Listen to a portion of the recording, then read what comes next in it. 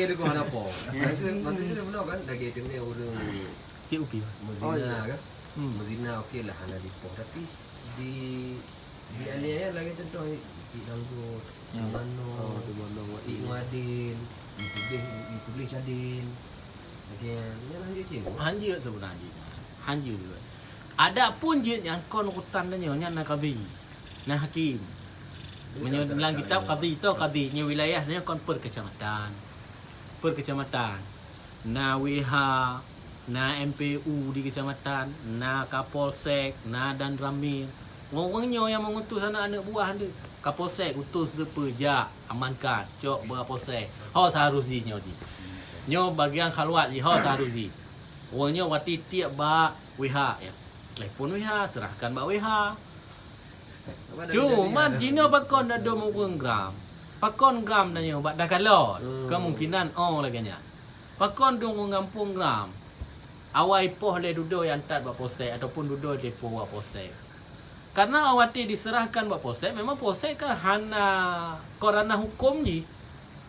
Pihak kepolisian khaluannya kan bukan ranah hukum polisi yo, ranah hukum WH.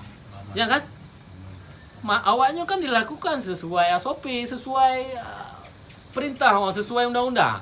Kon hak awaknya untuk menghukumi ya, diserahkan awaknya bak WH. To bak WH dia hana dah teteh perlu.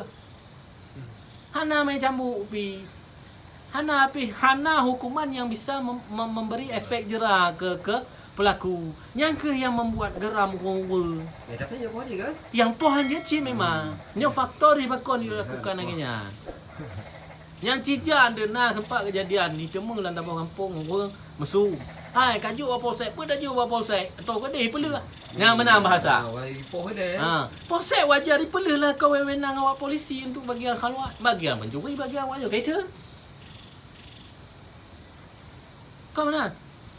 Ya. Nah jalur roh masing-masing hanya menghakimi danyo. Kagak pegawai hukum. Cuman hukum nanggro danyo ya hana hukum yang sesuai dengan agama. Kamu balik-balik nyangka ke mana nak pegawai lang kamu antu-antu. Hukum rumah hujung. Kau nak hukum. Pencuri boh mana? Wabah. Hukuman penjara 3 tahun. Pencuri uang negara 3 miliar, hukuman penjara 6 bulan. Yang membuat geram dan masyarakat. Perdana pegahaman dan ati Allah, wa ati Rasul, wa ulil amri minkum. Tahan ke pemimpinannya. Hanya bisa mendoakan supaya pemimpin tersebut menjadi lebih baik. Adapun ke depan berdoa kepada Allah, ya Allah beri kamu pemimpin yang taat akan Ron, yang takut kepada Ron konyan.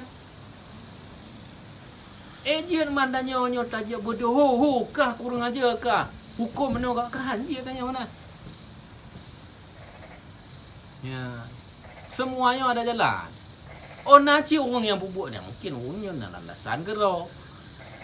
Nya versi yang londem hanji mana? Orang je nak bubuk nak landasan ro. Masing-masing bagi gingat kena gingat ke dia bubuk lah. Sehingga ke kritik pemerintahnya kritik boleh. Kritik boleh. Dan tak bak hukum negara pun juga boleh kan mengkritik pemimpin. Hukum demokrasi kan boleh mengkritik pemimpin, memberi saran boleh. Mungkin orangnya mengkritik pemimpin dia orangnya boleh. Karena pemimpin kan hana maksud. Nah salah. Masih di Umar roti kepegah haba nak kena anak-anak yang mengkritik. Inang lah yang kritik. Masa Rasulullah madu murung mentong peik je nama mahai lapor bak Sayyidina Umar. Ya. Begini. Jadi baik semena-mena. Jak bubuk je bang galak-galak kan.